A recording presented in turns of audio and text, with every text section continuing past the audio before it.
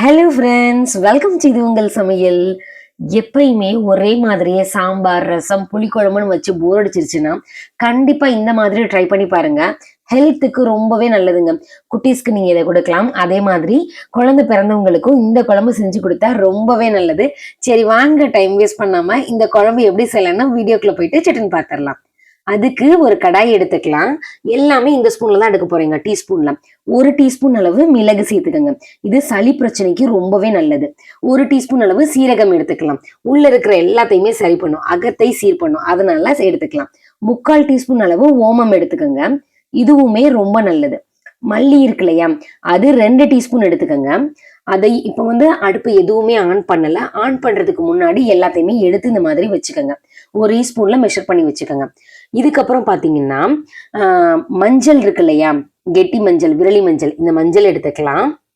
வயிற்றுல இருக்கிற புண் எல்லாத்தையுமே சரி பண்ணும். அதிமதுரம் இருமலுக்கு நல்லது. சுக்கு இந்த அளவு எடுத்துக்கோங்க. தேசாவர குச்சின்னு சொல்லி நம்ம கேட்டோம்னா கிடைக்கும் கடையில. அது ஒரு 3 இது இருக்கிற மாதிரி எடுத்துக்கோங்க. இது எல்லாத்தையுமே அப்படியே சேர்த்து வதக்கிடக்கூடாது. இடிக்கல்லுல நல்லா இடிச்சுட்டு இது கூட சேர்த்துக்கோங்க. 2 வத்தலும் சேர்த்துக்கலாம். இப்போதான் அடுப்பை ஆன் பண்ணி லைட்டா அதை வறுத்து விட போறோம். கருவேப்பிலை கொஞ்சமா சேர்த்துக்கலாம். மணமுட்டின்னு சொல்லுவோம் இல்லையா, இதை சேர்க்கும் பொழுது நல்லா பசி எடுக்கும், நல்ல ஃப்ளேவரும் கிடைக்கும். இப்போ எல்லாத்தையுமே சேர்த்து நல்லா எண்ணெயெல்லாம் சேர்க்காம இதை நல்லா வறுத்து விடுங்க. இந்த மாதிரி நம்ம அரைச்சி செய்யும் பொழுது நிறைய பிரச்சனையை சரி பண்ணும். இதே அளவுகள்ல நீங்களும் எடுத்துக்கோங்க. இப்போ உங்களுக்கு தேசாவர குச்சி கிடைக்கல அப்படின்னா பரவாயில்ல, அதை விட்டுட்டு மிச்சது நீங்க எடுத்துக்கலாம். இப்போ அது நல்லா ஆறட்டும். இப்போ என்ன பண்ணிக்கலாம்னா இந்த கடாயில எண்ணெய் சேர்த்துக்கோங்க. இப்போ நல்லா ஆறிடுச்சு. இது கூட கொஞ்சமா மட்டும் பெருங்காயம் கட்டி இருக்கும் இல்லையா, ஒரே ஒரு இது, அதையும் சேர்த்து அரைச்சிக்கலாம். இது வாயு பிரச்சனைக்கு ரொம்ப நல்லது. இப்போ நீங்க ட்ரையா பவுடரா நீங்க அரைச்சிக்கலாம்.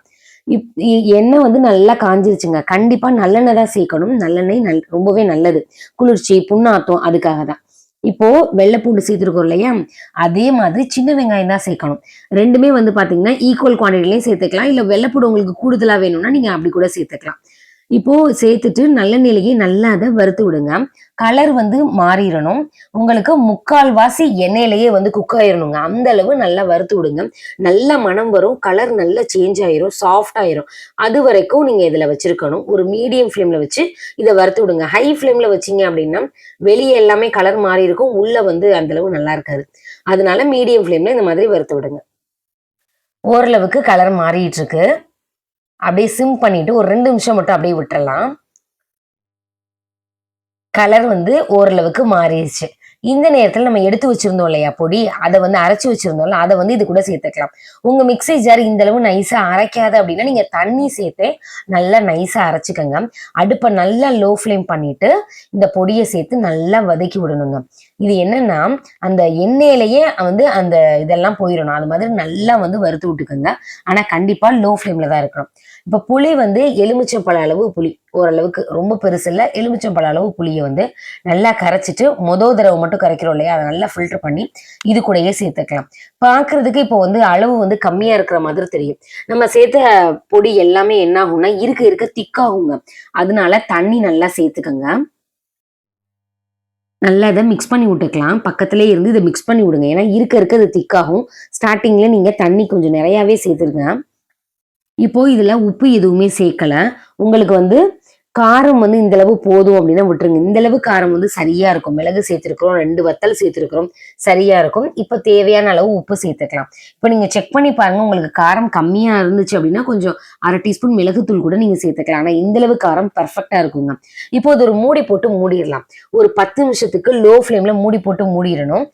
நல்லா லோ ஃப்ளேம் பண்ணிடுங்க. தண்ணி தேவையான அளவு ஊத்திடணும், இல்லைன்னா அடிப்பிடிச்ச மாதிரி ஆயிரும். இப்போ நல்லா கொதிச்சுட்டு இருக்கு. நீங்க பாத்தீங்கன்னா நம்ம சேர்த்திருக்கிற வெங்காயம், வெள்ளைப்பூடு எல்லாமே நல்லா வெந்திருக்கும். பாருங்களேன், நல்ல திக்கா கன்சிஸ்டன்சி எப்படி இருக்குன்னு சொல்லிட்டு. இப்போ ஒட்டி இருந்துச்சுன்னா லைட்டா மட்டும் அதை எடுத்து விடுங்க. அவ்வளவுதாங்க. எல்லாமே கரெக்டா இருக்குது, உப்பு காரம் எல்லாமே. இதுல என்ன பண்ணிக்கணும்னா ஒரே 1 டீஸ்பூன் அளவு மட்டும் கொஞ்சமா மட்டும் வெல்லம் சேர்த்துக்கோங்க. இல்ல நாட்டு சக்கரை சேர்த்துக்கோங்க, நல்லா இருக்கும்.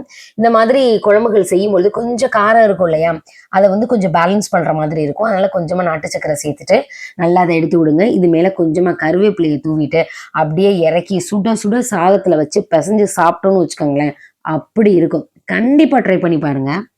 இதுக்கு வந்து பார்த்தீங்கன்னா, அப்பளம் மட்டுமே போதும்.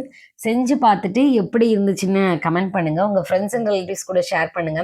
இந்த மாதிரி ஹெல்தியான ரெசிபிய நீங்களும் செஞ்சு ஆரோக்கியமா இருங்க. இதே மாதிரி ஒரு இன்ட்ரஸ்டிங்கான வீடியோல பார்க்கலாம். Thank you.